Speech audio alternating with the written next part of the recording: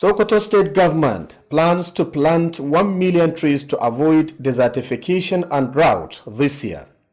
Sokoto State Zakat and Endowment Agency hosts a delegation from Zamfara State on the administration of Zakat and Waqf. Farfaru Old Boys Association donates critical projects initiated on education development to Sokoto State Government. Good evening and welcome to Alu TV News. Today, Tuesday, the 15th of July, 2025, it is also the 20th of Muharram, 1447, after the Hijrah of Prophet Muhammad, peace be upon him. I am Hayatu Jibo Dallatu with the news.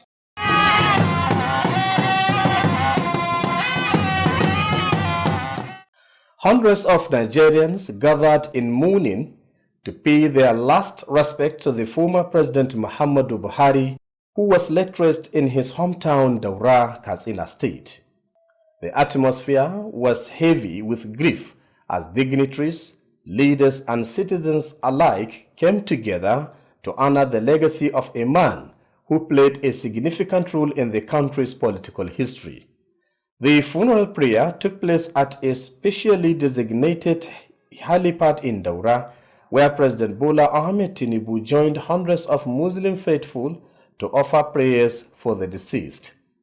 The attendance of the sitting president underscored the importance of the occasion and highlighted Buhari's influence on Nigerians' governance. Following the prayer session, military honors were rendered, marking the solemnity of the event. The final burial took place at Buhari's personal residence in Daura, symbolizing a return to his roots after a lifetime of service to the nation.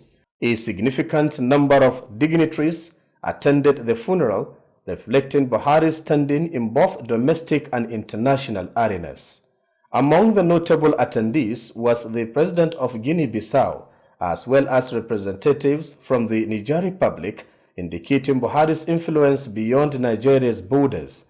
Vice President Kashim Shettima was also present, alongside governors from various Nigerian states and the former Vice Presidents Yemi Osinbajo and Atiku Abubakar.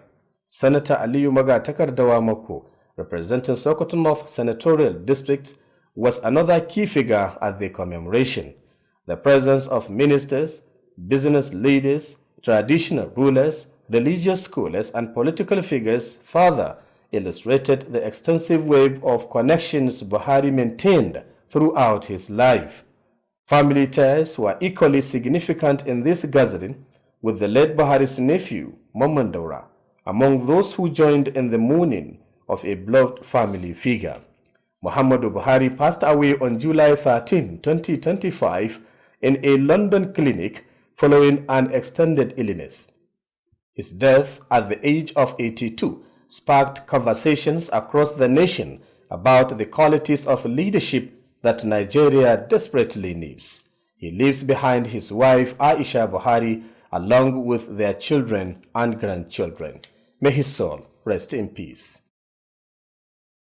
The Sokoto State chapter of the All Progressives Congress APC has sympathized with the party men and women as well as Nigerians over the passing away of the former President Muhammadu Buhari, who died in a London hospital on Sunday, 13th July 2025.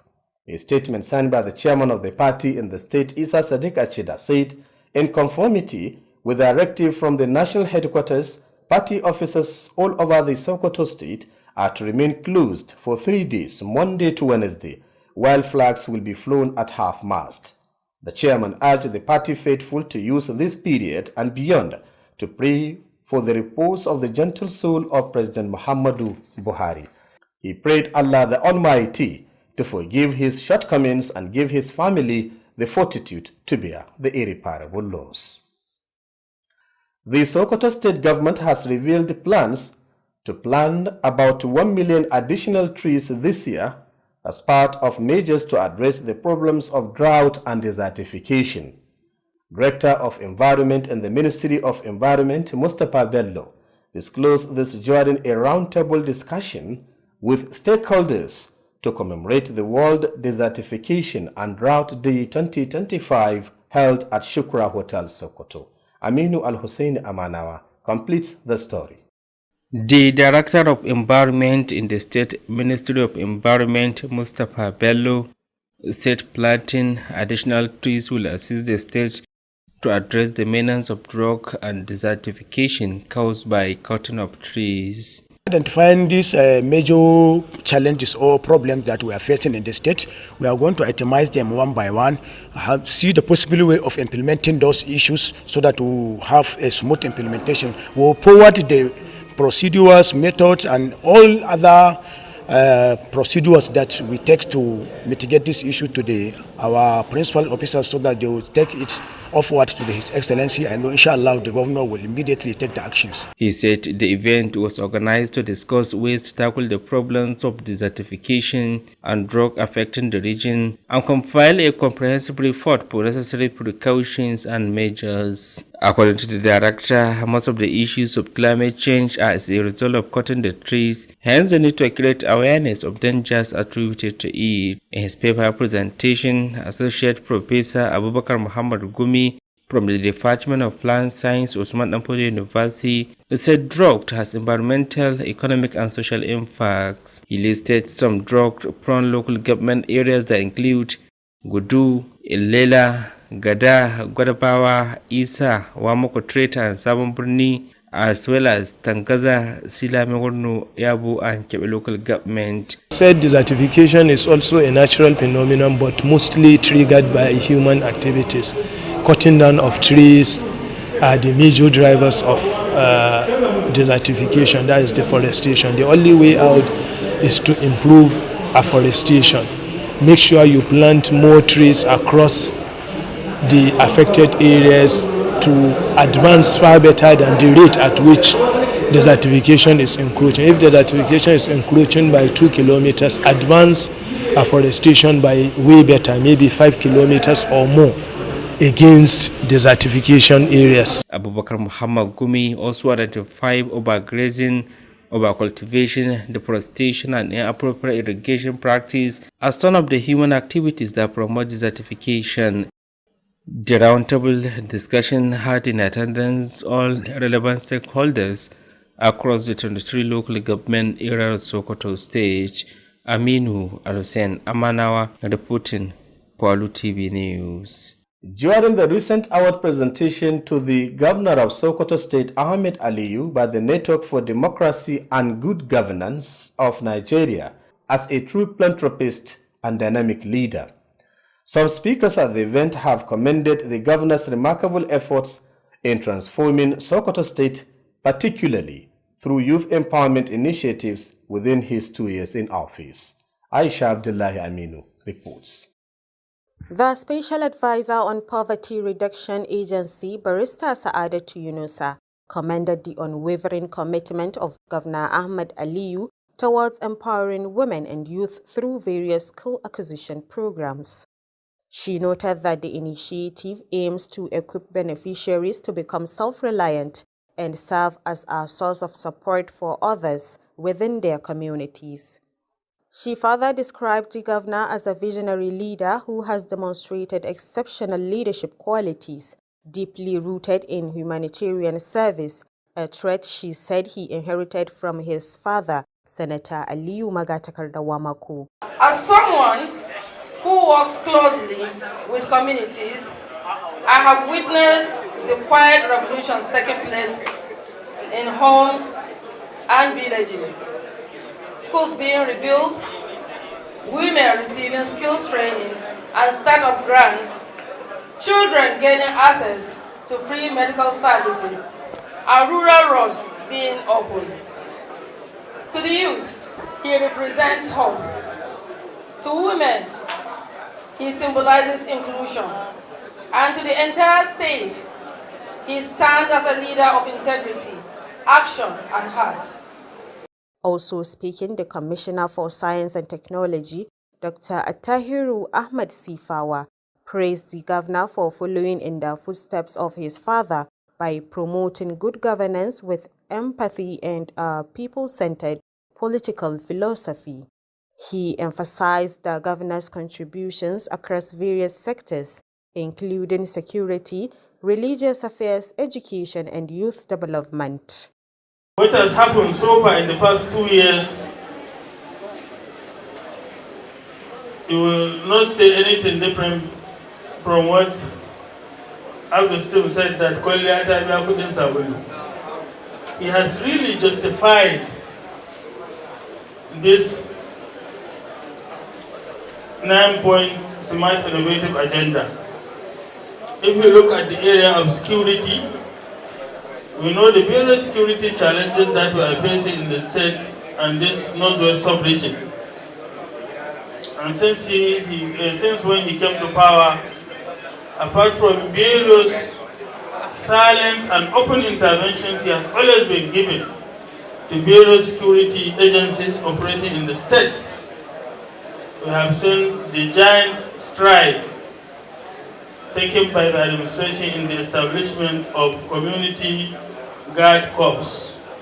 Other speakers at the event included the Permanent Secretary, Ministry of Works, Alhaji Ibrahim Muhammad, Permanent Secretary, Ministry of Agriculture, Al-Mustafa Abubakar Al-Qali, and the Executive Secretary of the Arabic and Islamic Education Board, Ahmed Baba Altini. Both applauded the governor's efforts in uplifting women and youth, describing him as a well-deserved philanthropist.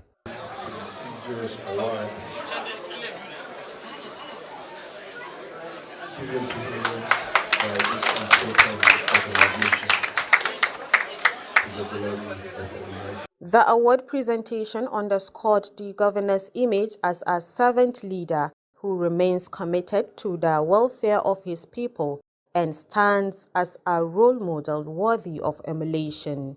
Aisha Abdullahi Aminu, Alu TV News. Don't forget, you are watching Alu TV News transmitting from Sokoto, the seat of the Caliphate. You can also watch us on our social media handles at Alu TV on YouTube channel, while on our Facebook page you can view us at Alu TV News. You can also download our mobile application on the Play Store by searching Alu TV and watch our previous programs or watch us live while the program is running. The news now continues. Towards giving back to society, recently the Executive Secretary of the Sokoto State Malaria Agency, Hajia Luba Hassan, donated Islamic books to some Islamia schools within the state's metropolis. Naziru Al-Haji Sani reports that this is part of her efforts towards complementing the government in an attempt to provide learning materials to support Islamic education in Sokoto State. His report. The schools visited by Hajia Luba included Islamiyar Masallacin Mai Kilishi, Bin Abbas Academy and the Islamiyya School located in Kalambaina 500 housing estate respectively. During her visit, Hajia Luba Hassan donated a copy of Glorious Quran, 2 Hizib and Qa'idatul Baghdadi, a foundational book for children learning Quranic recitation. Teachers at the visited schools expressed deep appreciation for Hajia Luba's thoughtful gesture and concern for their institutions. The benefiting students were also overwhelmed with joy and gratitude. This kind gesture has been widely recognized as a reflection of her dedication to educational and community development.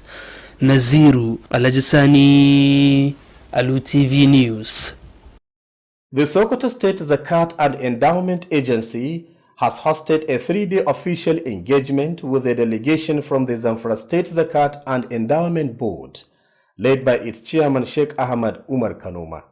Our correspondent Jamilu Musa Maishanu reports that the session was designed to foster interstate collaboration, promote mutual understanding, and enhance professionalism in the administration of Zakat and Waqf. His report. Speaking during the event, the chairman of the Sokoto State Zakat and Endowment Agency, Malam Lawal Maidoki, gave an extensive presentation of the agency's history, mission, vision, and evaluation since its establishment. He emphasized the agency's commitment to rebuild a reliable and transparent system for the collection and the distribution of zakat and management of waqf aimed at improving the lives of less privileged in society. Directors from key departments include zakat collection, procurement, distribution, and Waqf management of both Sokoto and Zamfara states delivered presentations showcasing their achievement and sharing best practices to improve service delivery. In his remarks, Sheikh Ahmad Umar Kanuma, chairman of the Zamfara State Zakat and Endowment Board, advised the Islamic scholars to be actively involved in the administration of zakat to ensure the success of the initiative. He further stressed the importance of upholding the fear of Allah and sincerity in managing zakat affairs, calling on the stakeholders to maintain transparency and accountability in the discharge of their responsibilities. The engagement concluded with a renewed commitment by both agencies to deepen cooperation and work together in strengthening the impacts of zakat and Waqf institutions across the region. Jamilu Musa Maishanu reporting for Alu TV.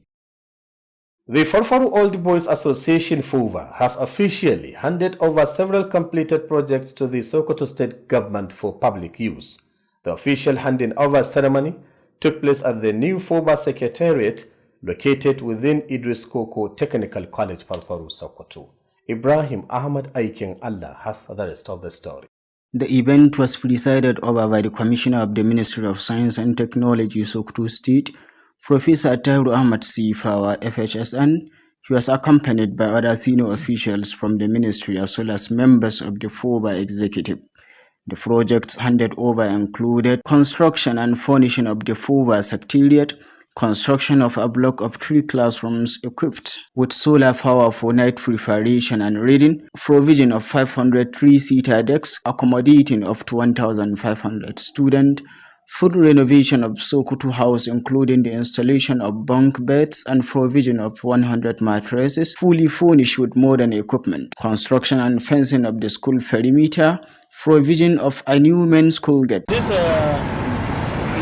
fence and the gate has equally been renovated by Abdul Abdullahi Kadkons Abi, 1985 old boy. So he has renovated the fence and the school gate. In his opening remarks, Farfaru All Boys Association Chairman Professor Tijani Muhammad Bandi, represented by Engineer Ibrahim Muhammad Sokoto, conveyed the association's appreciation and highlighted both the completed and upcoming projects planned by the association to further support the school and community. My name is Engineer Ibrahim Muhammad Sokoto. So what motivated us first is there's a saying giving back to the society. So this is where we were trained. This is where we did our secondary school from 1 to 5. So this is how I have seen things not as they should be. This is what motivated us to come together, to put one and one together to make two, so as to renovate, to do this project you have seen.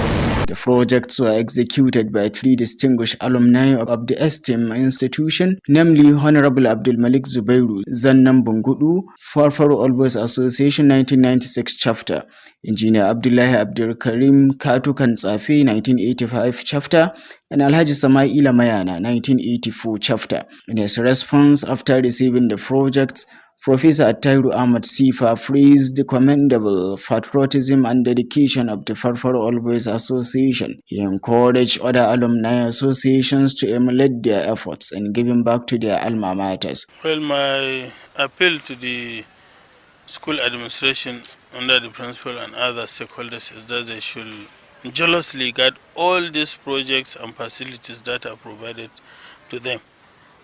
At the Hostel Sokoto House, you have seen that apart from the total renovation, beds and new mattresses are equally provided. So I hope the principal, the house master, the house prefect, and every other stakeholders will jealously guard these facilities for the good of the school and the students as well. The principal of Idris Koko Technical College, Farfaru, Malan Sani Suli, expressed heartfelt gratitude to FOVA for their generous contributions and support. The commissioner was later taken on a tour of the school premises for a first-hand look at and commissioning of the completed projects. Ibrahim Ahmad aikin Allah, Alu TV News. To end the news, the main points. We reported to you that the Sokoto state government has said that plans were on to plant 1 million trees to avoid desertification and drought this year. We also brought to you that the Sokoto State Zakat and Endowment Agency has hosted a delegation from Zamfara State on the administration of Zakat and Waqf. We also told you that the Farfaru Old Boys Association has donated critical projects initiated on education development to the Sokoto state governments. That's all we have for today. On behalf of the news editor Bashar Abubakar and the news production team, I am Hayatu Jibodallatu saying goodbye.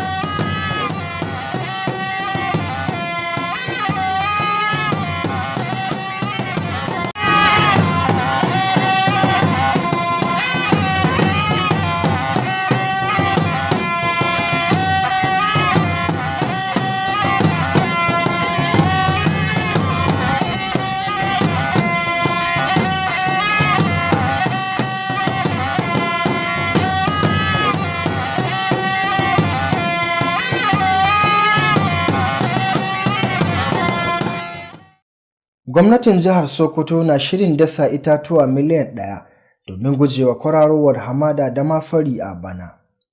Hukumar Zakka da Waƙafi ta jihar Sokoto ta karbi bakoncin tawagar jihar Zamfara masu kula da lamuran zakka da waƙafi a jihar. Ƙungiyar tsofaffin ɗalibai ta Farfaru ta hannunta wasu muhimman ayyuka da ta gabatar domin bunƙasa ilimi a jihar Sokoto. Masu kallo barka da kasancewa da fassarar labaran Alu TV a yau dai muna Talata 15 ga watan Yuli shekarar 2025 wanda kuma ya daidai da 20 ga watan Al-Muharram na shekarar 1447 bayan hijirar fiyayyen halitta da Muhammad sallallahu alaihi wasallam daga garin Makka zuwa Madina. Sunana Abdulrashid Wadata Buhari dauke da fassarar labaran.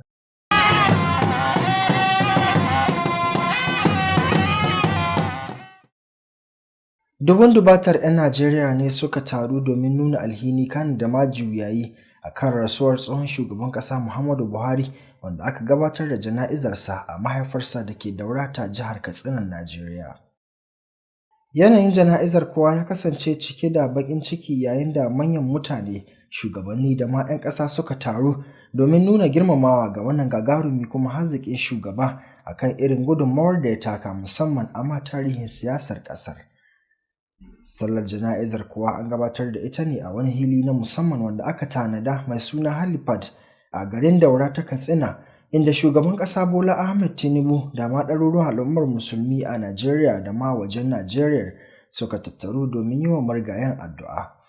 Halartar shugaban ƙasar mai ci kuwa a wannan lokaci na jana'izar ya bayyana irin muhimmancin da tsohon shugaba Muhammadu Buhari ya taka musamman a harkokin mulki da ma shugabanci a ƙasar Najeriya. Bayan kammala sallar jana'izar da ma'addu'o'in da aka gabatar zuwa ga gawar shugaban kuwa, sojoji sun gabatar da karramawa ta musamman zuwa gare shi. Binne mamacin da aka yi kuwa a gidansa da ke Daura ta jihar Katsina ya bayyana cewa shugaban ya koma gida bayan gudanar da ayyuka da dama na ci gaban ƙasa da ya gudanar a lokacin rayuwarsa. Ɗimbin manyan da suka samu halartar jana'izar tsohon shugaban kuwa Muhammadu Buhari ya bayyana irin muhimmancin da kuma rawar da ya taka musamman wurin ganin cewa al'umma ta ci gaba a cikin gida da ma wajen Najeriya.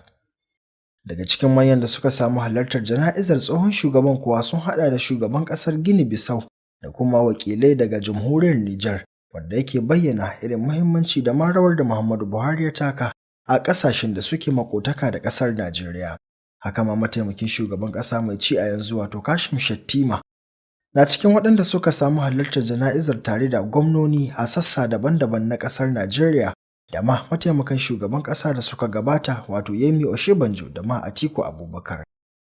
Babban jigo a jam'iyyar APC kana a lamuran siyasar Najeriya Sanata Aliyu Magatakarda Muku, wanda yake wakiltar gundumar Sokoto ta Arewa, ya samu halartar jana'izar tsohon shugaban ƙasar. Haka ma jana'izar ta samu halartar wasu daga cikin ministoci, manya-manyan 'yan kasuwa, sarakuna da ma shugabannin gargajiya, malaman addini da ma fitattun 'yan siyasa, wanda yake nuni ga irin ɗimbin alaƙar da Buhari yake da ita a lokacin da yake gudanar da rayuwarsa. Zumunci da ma dangantakar da yake da ita da 'yan uwansa kana da ma iyalinsa ta bayyana a wurin gabatar da wannan jana'izar, wanda ɗan uwansa na jini Mamman Daura na ɗaya daga cikin waɗanda suka samu halartar wannan ta'aziyyar, wanda yake kuma masoyinsa na asali. Muhammadu Buhari ya rasu ne a ranar 13 ga watan Yulin shekarar 2025 a asibitin London bayan ya yi fama da rashin lafiya. Ya rasu ne yana mai shekaru 82, wanda ya sanya al'umma da dama a cikin ƙasar Najeriya suke tattaunawa kan irin halayen nagarta da makarimci da shugaba Buhari yake da ita, wanda suke bayyana cewa irinsa ne Najeriya take bukata musamman a wannan lokacin. Ya rasu ya bar matarsa Aisha Buhari tare da 'ya'ya da majikoki da dama. Sai mu yi fatan Allah ya ji kansa da rahama, Allah ya sa ya huta, ya bashi aljannar Firdausi, ya yafe masa kurakuransa. Jam'iyyar APC rashin jihar Sokoto tana jajantawa dubun dubatar al'ummar magoya bayanta maza da mata kana da ma daukacin al'ummar Najeriya bisa ga wannan rashi na tsohon shugaban ƙasa Muhammadu Buhari, wanda ya rasu a asibitin London ranar Lahadi ta 13 ga wannan wata na Yuli shekarar 2025. A wata sanarwa mai dauke da sanya hannun shugaban jam'iyyar APC a jihar Sokoto Isa Sadiq Acida ya bayyana cewa bisa ga biyar umarnin da headquarter jam'iyyar ta bayar kuwa, duka ofisoshin jam'iyyar a jihar Sokoto za su ci gaba da kasancewa a rufe tsawon kwanaki 3, inda kuma tutocin jam'iyyar da ma na ƙasa za su kasance rabi domin girmamawa zuwa ga tsohon shugaban. Haka ma shugaban jam'iyyar APC a jihar Sokoto ya kira ga daukacin magoya bayan jam'iyyar da su yi amfani da wannan lokacin wurin ganin cewa sun roƙi Allah subhanahu wata'ala da ya gafara zuwa ga tsohon shugaba Muhammadu Buhari. Shugaban ya roƙi Allah subhanahu wata'ala da ya yafe wa tsohon shugaba Muhammadu Buhari kurakuransa, ya kuma baiwa iyalansa da ma 'yan uwa haƙurin jure wannan gagarumin rashin da ƙasar Najeriya ta yi. Gwamnatin jihar Sokoto ta bayyana shirinta na ganin cewa ta dasa itatuwa miliyan 1 a wani ƙoƙari da take yi na ganin ta kaucewa matsalolin nan na fari da makwararowar hamada. Daraktan ɓangaren muhalli na hukumar kula da muhalli ta jihar Sokoto Mustapha Bello shine ya bayyana hakan a lokacin wani taro na tattaunawa da masu ruwa da tsaki wanda aka yi yayin tunawa da ranar fari ta duniya ta shekarar 2025 wanda aka gudanar a otel ɗin Shukura da ke jihar Sokoto. Wakilin Aminu Al-Hussein Amanawa yana ɗauke da ƙarashin wannan rahoton. Daraktan, galibi wasu daga cikin abubuwan da sauyin yanayi kan haifar na faruwa ne sanadiyar sare itatuwa da ake yi, inda bai na bukatar da ke akwai na kayawar da kan al'umma kan hadarin da ke tattare da hakan. Yanzu abin da muke so mu cimma dama mu hidda wa'annan irin matsaloli na a gare mu, in mun ka gano su mun ka tattauna akan su sai mu dauke to mi an mahita, in mun ka dauki abin da an mahita za mu yi forwarding wa'annan abubuwa zuwa ga ministry shi commissioner, sai insha Allah zai kai mu gwamna wannan korafi namu da wa'annan abubuwan, kuma na tabbatar da in Allah ya so gwamna zai dauke mataki akan su da izinin Allah. Da yake gabatar da makala, Associate Professor Abubakar Muhammad Gumi na sashen nazarin tsirrai na Jami'ar Usman Danfodio da ke nan Sokoto ya bayyana cewa fari na da matukar illa ga muhalli, sha'ani na tattalin arziki da ma rayuwar al'umma. Mun samu kanmu ga location na duniya, wuri da a kusa ga hamada sub-Saharan Africa, kuma shi Sahara ko wannan hamada tana ƙara girma kusan duk shekara. To abu da ya yi macancanci, dama mun haɗi abin da ke kawo ta yawan sare-saren itatuwa babu dalili. To abin da ɗaya za a yi a kawar da ita shine yadda taka kwararo wannan, kamar yadda ka ce, da kilomita 2 duk shekara, a koma da shuke-shuken itace na wannan ana mai shi ta baya da kusan kilomitocin da sun yi wanda taka kwararowa, in tana zuwa da 2 a tai da 5 ko 10. za ka ga an cimma ma har inda adda hamada kusan an ci galaba kai ne an mai sai inda ba hamada ba. Abubakar Gumi ya zayyana wasu daga cikin ƙananan hukumomin da ya ce na kan gaba da fama da irin wannan matsalar, wanda suka haɗa da Gudu, Ilela, Gada, Gwadabawa da kuma Isa. Raguwar ƙananan hukumomin a cewar sa sun hada da Wamako, Tureta, Sabon Birnin, Tangaza, Silami, Wurno, Yabo da kuma Kebe. A don haka Abubakar ya bayyana cewa akwai buƙatar ɗaukar matakan da suka dace, musamman na daina sare dazuzzuka, musamman ba bisa ka'ida ba, na ganin cewa an kawo ƙarshen matsalar. Taron tattaunawa da ya samu halartar kusan dukkanin masu ruwa da tsaki da suka fito daga ƙananan hukumomi 23 da ke a jihar nan ta Sokoto. Ƙarshen rahoton kenan. Aminu Alhussein Amanawa, labarun Alu TV. A lokacin da ake gabatar da biki na musamman wanda kungiyar nan mai suna Network for Democracy and Good Governance of Nigeria a turance ta baiwa gwamnan jihar Sokoto Ahmed Ali Sokoto a matsayin gagarumin shugaba mai hangen nesa da ma kawo ci gaba a kankanin lokaci. Wasu da dama daga cikin waɗanda suka yi jawabi a lokacin gabatar da wannan kyautar kuwa sun bayyana gwamnan jihar Sokoto Ahmed Aliyu a matsayin gwamnan da ya kawo sauyi musamman ma ga rayuwar matasa wurin inganta rayuwarsu da ma bunƙasa sha'aninsu a cikin shekaru 2 da ya yi a kan karagar mulkinsa. Wakiliyar Maisha Abdullahi Aminu tana ɗauke da ƙarashin wannan rahoton. Mai baiwa gwamnan shawara ta musamman na hukumar rage fatara, barista Sa'adatu Yunusa, ta yaba wa cikakken ƙudurin gwamna Ahmed Aliyu na tallafawa mata da matasa ta hanyoyin shirye-shiryen koya musu sana'o'i domin dogaro da kai. Ta bayyana cewa waɗannan shirye-shiryen na nufin koyar da al'umma dabarun dogaro da kai domin su iya tallafawa kansu da ma al'umma baki ɗaya. Ta ƙara da bayyana gwamna a matsayin jagora mai hangen nesa wanda ya nuna ƙwarewa na musamman wajen shugabanci, lamarin da ta shaida cewa ya gada ne daga mahaifinsa Sanata Aliyu Magatakarda Wamako. Haka zalika, Kwamishinan Ma'aikatar Kimiyya da Fasaha Dr. Attahiru Ahmad Sifawa ya jinjina wa gwamna Ahmed Aliyu bisa bin sawun mahaifinsa wajen tafiyar da mulki cikin tausayi da tsarin siyasa da mai da hankali ga jin daɗin al'umma. Ya jaddada gagarumar gudunmawar gwamnan a fannoni daban-daban ciki har da tsaro, lamuran addini, ilimi da ci gaban matasa. Sauran masu jawabi a taron sun haɗa da Babban Sakataren Ma'aikatar Ayyuka Alhaji Ibrahim Muhammad, Babban Sakataren Ma'aikatar Noma Almustapha Abubakar Alƙali da Babban Sakataren Hukumar Ilimin Larabci da Addinin Musulunci Ahmad Baba Altine. Dukkaninsu sun yaba wa ƙoƙarin gwamnan wajen nuna muhimmancin mata da matasa, tare da bayyana shi a matsayin jagora mai sadaukarwa ga al'ummarsa wanda ya cancanci a yaba masa.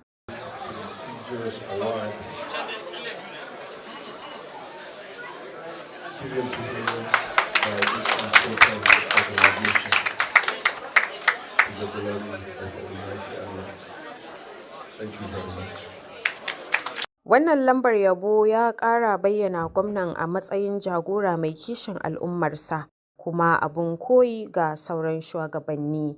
Aisha Abdullahi Aminu, labarun Alu TV. To masu kallo kada ku sha'afa kuna kasancewa da waɗannan labaran ne kai tsaye daga gidan talabijin na Alu da ke birnin daular Usmaniya wato jihar Sokoto. Haka ma za ku iya kasancewa da mu a shafukanmu na sada zumunta inda za ku same mu a kafar YouTube a Alu TV, sai kuma a kafar mu ta Facebook za ku iya samun mu a Alu TV News. Haka ma za ku iya sauke manhajar mu a manhajar Play Store ta hanyar danna Alu TV domin kasancewa da shirye-shiryen da muke gabatarwa, kuma kasancewa da mu kai tsaye yayin da ake gabatar da shirin. Yanzu kuma labaran za su ci gaba. A wani ƙoƙari da take yi na ganin cewa ta tallafa wa al'umma kuwa, sakatariyar hukumar nan mai kula da sha'anin malaria ta jihar Sokoto Hajiya Luba Hassan ta raba waɗansu littattafai zuwa ga waɗansu makarantun Islamiyya da ke birnin jihar Sokoto.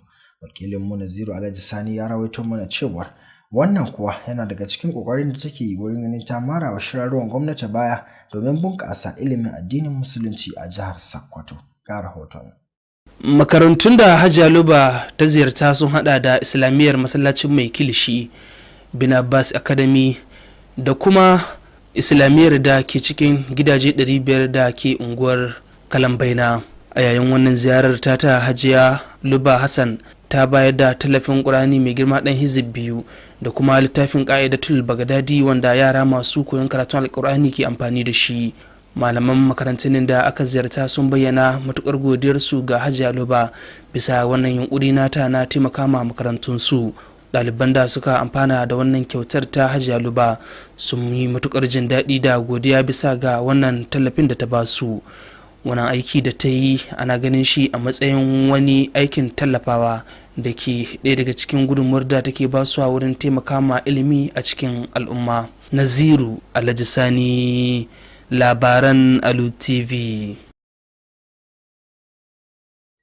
Hukumar Zakka da Waƙafi ta jihar Sokoto ta jagoranci wani gagarumin taro na kwanaki 3 tare da hukumar nan mai kula da sha'anin zakka da waƙafi ta jihar Zamfara a ƙarƙashin shugaban hukumar wato Sheikh Ahmad Umar Kanoma.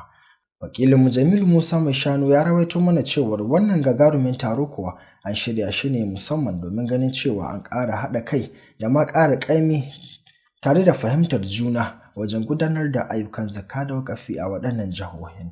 Ga rahoton. Yayin taron shugaban hukumar zakka da waƙafi ta jihar Sokoto Malam Lawal Mai Doki ya gabatar da cikakken bayani akan tarihin hukumar tun lokacin da aka kafa ta da manufarta, hangen nesa da ci gabanta zuwa yanzu. Ya jaddada ƙudurin hukumar na kafa tsari mai ƙarfi da gaskiya a wajen tarawa da raba zakka da kuma gudanar da harkokin waƙafi domin taimakawa mabukata da marasa ƙarfi a cikin al'umma. Mu muna son dukkan jama'a su fahimci cewa 'yan uwan juna muke, kuma wajibi ne mu yi aiki da juna na yadda za mu taimaka ma juna domin ci gabanmu da duniyarmu da lahirarmu. Daraktoci daga muhimman sassa na hukumar ciki har da sashen tara zakka, samar da kaya, rabon zakka da gudanar da waƙafi na jihohin Sokoto da Zamfara sun gabatar da bayanai inda suka bayyana nasarori da suka samu da kuma musayar dabaru don inganta ayyukan gudanarwa. Sashen karɓar zakka ɗaya ne daga cikin muhimman sassa na wannan hukumar wanda ke da alhakin karɓar zakka da sadaka daga mawadata, kamfuna, manoma, makiyaya da kuma dukkanin jama'a musulmi waɗanda suka shaida ba abin bauta da gaskiya sai Allah, kuma annabi Muhammad sallallahu alaihi wasallam manzonsa ne, kuma dukiyar nan ta kai ne sabin da ya kamata a ce an fitar mata da zakka. A number of 21,501 beneficiaries, kuma duka waɗannan a cikin na 2024 za ku ga hawa in aka yi makafafun roba da hannayen roba, so duka suna cikin beneficiaries ɗin abubuwan da muka yi, including Ramadan welfare da wannan female orphans mass wedding. A nasa jawabin shugaban hukumar zakka da waƙafi ta jihar Zamfara, Sheikh Ahmad Muhammad Kanoma ya shawarci a sanya malamai cikin harkokin gudanar da zakka domin tabbatar da nasarar aikin. Haka kuma ya yi kira da a tabbatar da tsoron Allah da riƙon gaskiya a dukkan matakan gudanar da harkokin zakka, yana mai buƙatar duk masu ruwa da tsaki su kasance masu gaskiya da amana a cikin aikinsu. To in fatawa ta ɗan yi nauyi sai a yi sauri sai a kawo ma ita wannan abin nan UCC. To ga wancan lokaci kuma banda an yi wani research ɗin nan da an kai don ya taimaka ma UCC, kwamitin fatawa na UCC abinda yana da nauyin bincike sai ta yi sauri ta miƙa research. An kammala taron ne da ƙudurin ci gaba da haɗa kai a tsakanin hukumomin biyu domin ƙarfafa tasirin ayyukan zakka da waƙafi a faɗin yankin. Ƙarshen rahoton kenan. Jamilu Musa Mai Shanu, labaran Alu TV. Ƙungiyar tsofaffin ɗalibai ta Farfaro mai suna FOBA a takaice ta miƙa waɗansu ayyuka na musamman da ta gabatar zuwa ga gwamnatin jihar Sokoto domin bunƙasa sha'anin ilimi a jihar. An dai gabatar da bikin miƙa waɗannan kayan ne zuwa ga gwamnatin a hukumance a ofishin wannan ƙungiyar wanda yake a cikin kwalejin kimiyya da fasaha ta Farfaro da ke jihar Sokoto. Wakilinmu Ibrahim Ahmad Aikin Allah yana ɗauke da ƙarashin wannan rahoton.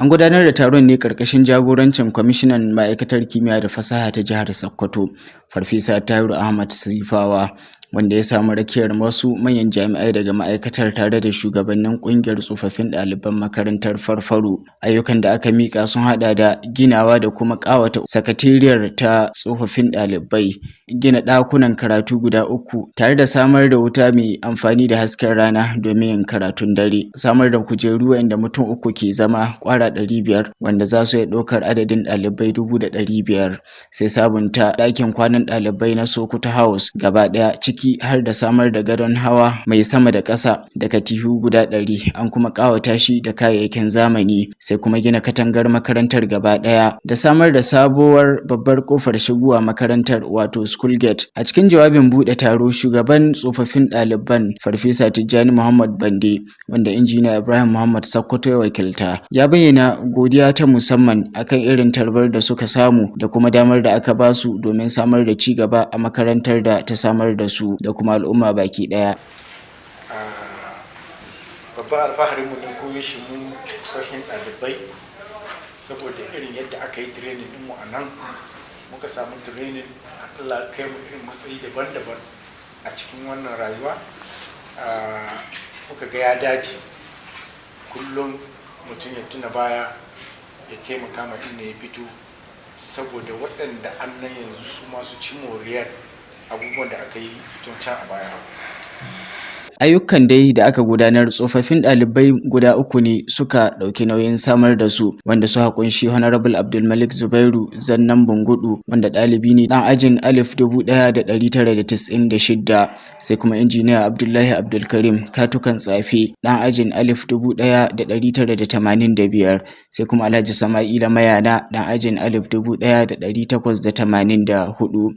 A lokacin da yake karɓar ayyukan, Farfesa Attahiru Ahmad Sifawa ya yaba da jajircewa da kishin ƙasa na ƙungiyar tsofaffin ɗaliban ta Farfaru, ya kuma buƙaci sauran ƙungiyoyin tsofaffin ɗalibai da su yi koyi da irin wannan namijin ƙoƙari. Na farko zan fara da godiya ga waɗannan nagartattun 'ya'yan wannan ƙungiya waɗanda sun ka gabatar da waɗannan ayyuka na gyaran da samar da kuma kayayyakin aiki a cikin wannan makaranta.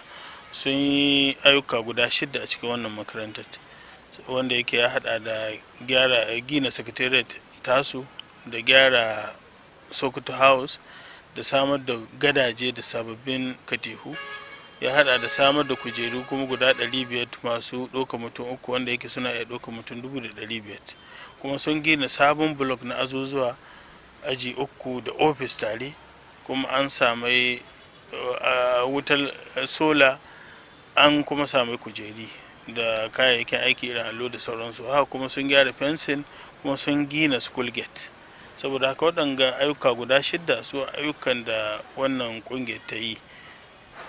Shugaban makarantar fasaha ta Idris Koko da ke Farfaru, Malam Sani Sule, ya bayyana matukar godiyarsa ga kungiyar bisa kyaututtuka da tallafin da suke bayarwa. Daga bisani an zagaya da kwamishinan sauran wuraren da aka gudanar da ayyuka domin gani da ido da kuma kaddamar da su. Ibrahim Ahmad, aikin Allah, labaran Alu Tv. To jama'a, iyakacin labaran kenan, amma kafin mu sallama da ku ga maimacin wasu daga cikin muhimman kanunsu. Tun da farko mun labarto muku cewar gwamnatin jihar Sokoto ta bayyana shirinta na dasa itatuwa miliyan 1 a wani kokari da take yi na ganin ta kaucewa fari da makwararowar hamada a wannan shekarar. Haka ma mun labarto muku cewar hukumar zakka da wakafi ta jihar Sokoto ta karbi bakoncin tawaga ta musamman kan harkokin zakka da wakafi na jihar Zamfara.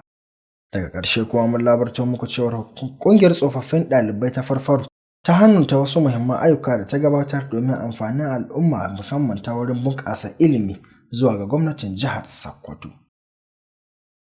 To a madadin editan labaran Bashir Abubakar da kuma taimakawar 'yan uwa abokan aiki, ni Abdulrashid da Buhari na fassara na karanto nake cewa ma'assalam.